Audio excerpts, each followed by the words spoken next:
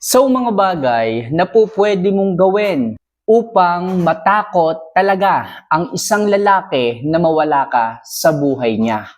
Yes mga kamamay, kung sa pagkakataon na to sa inyong relasyon, na tipong hindi mo nararamdaman yung totoong pagmamahal sa inyo ng isang lalaki, so ngayon ituturo ko po sa inyo mga kamamay ang step by step o mga procedure o yung mga bagay na maaari nyo pong gawin sa isang lalaki upang matakot sila na mawala kayo sa kanilang buhay.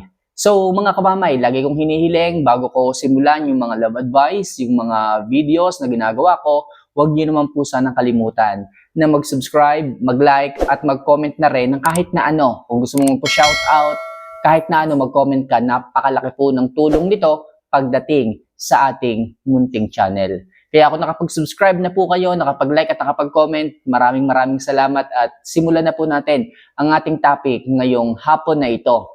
So ano nga ba?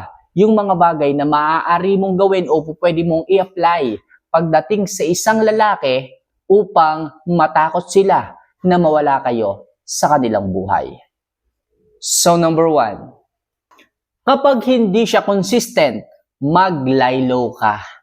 Yes mga kamamay, kung gusto nyo po na ang isang lalaki ay magtaka, magtanong, mag-worry, di ba? Kung gusto nyo po talaga na matakot sila na mawala ka sa buhay nila, gawin nyo po yung bagay na ganito. Kapag hindi siya consistent, halimbawa, hindi siya nagpaparamdam, o kaya naman, bago siya magparamdam, ilang araw ang lumilipas, parang hindi kanya naaalala, parang sobrang busy niya sa araw-araw, wala naman siyang masyadong ginagawa. Kapag kaganyan mga kamamay na hindi siya consistent, pasulpot-sulpot, hindi mo siya ma-reach, hindi mo siya makausap ng maayos, hindi mo siya, alam mo yun, hindi mo siya maramdaman. Anong dapat nyong gawin? Mag-lie low po kayo. Sa ganang paraan, ang isang lalaki naman ang ating pag-iisipin, ang ating pagtatakahin, at sigurado ako kapag nag-lie low ka, yung tipong ikaw naman yung hindi naging consistent sa kanya, ewan ko na lang, kung hindi siya matakot, makaramdam ng kung ano sa kanyang puso, ng bigat sa kanyang damdamin kapag ginawa mo ito. Kaya maganda mga kamamay, kung hindi consistent, hindi mo maramdaman ng isang lalaki, magbago ka o kaya naman mag-lie low ka sa kanya. Alright? So next, kahit magbago siya sa'yo, magpaganda ka pa rin. Yes mga kamamay, gaya nga ng sabi ko sa inyo kanina, kung hindi nyo po nararamdaman yung pag-ibig, yung pagmamahal, kung dati naman hindi ganyan. Kung dati naman, nandyan palagi siya, kapag lumalabas kayo, lagi siyang nandyan, kapag humingi ka ng oras, lagi siyang nagbibigay, pero bakit ngayon? Kahit hingin mo yung oras, ayaw niyang ibigay. O kaya naman, kapag sinasabi mo na gusto mong lumabas kasama siya, lagi siyang busy. O kaya naman, kapag humihiling ka ng panahon, pagdating sa kanya, wala siyang oras. So anong dapat niyo pong gawin mga kamamay?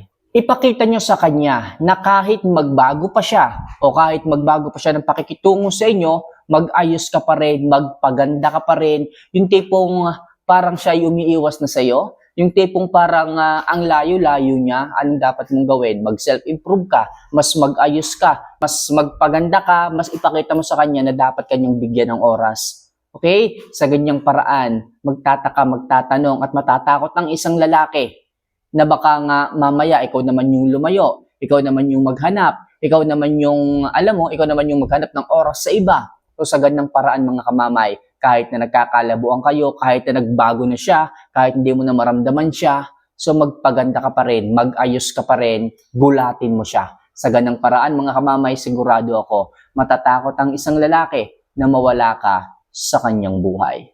Okay? So next, huwag mong gawing sentro ng mundo mo ang isang lalaki.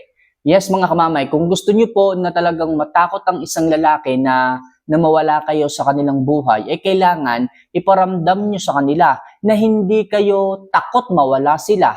Ipakita nyo po sa kanila na hindi sila ang sentro ng mundo ninyo, na hindi lang sila ang dahilan kung bakit ngumingiti kayo, kung bakit sumasaya kayo. Ipakita nyo na meron kayong multiple sources of happiness, hindi lang sa kanya. Kasi lumalakas ang loob ng isang lalaki kapag alam niya na wala kang ibang tatakbuhan, na wala kang ibang source of happiness, na tipong pag nag-away kayo, maghapon ka lang magmumukmok, maghapon ka lang, alam mo yun, mag-in-in dyan sa kwarto mo. Sa madaling sabi, wala kang choice. Kaya ang isang lalaki ay hindi nakakaramdam ng takot.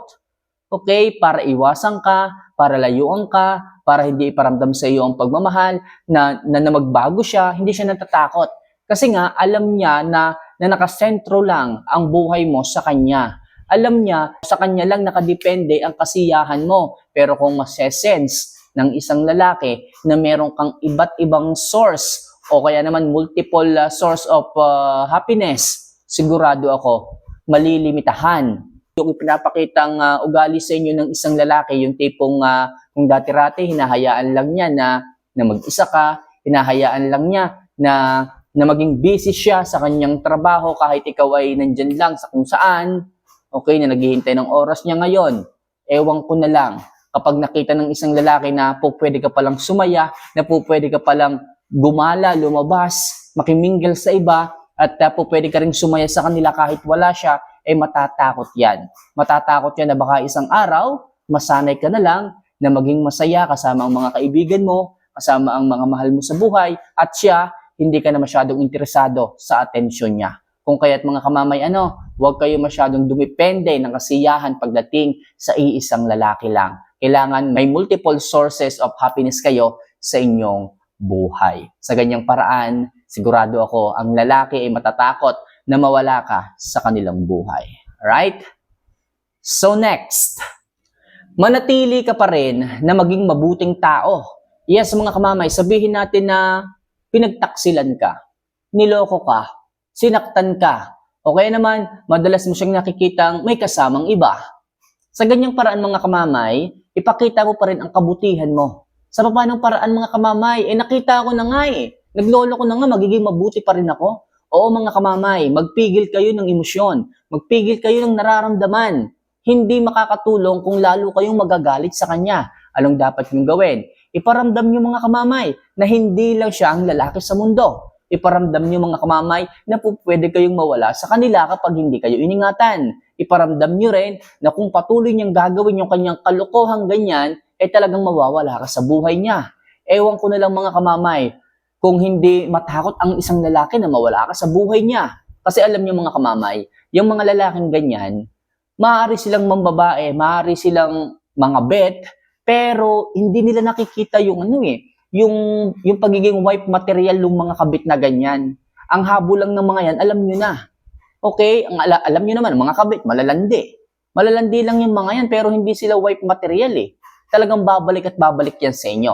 Ang tanging nyo lang gawin, mga kamamay, maging mabuting tao. Irespeto ang inyong sarili. Kung alam nyo na sinasaktan kayo, dapat lumayo kayo. Kung alam nyo na niloloko kayo, dapat iparamdam nyo na kaya nyo silang iwan.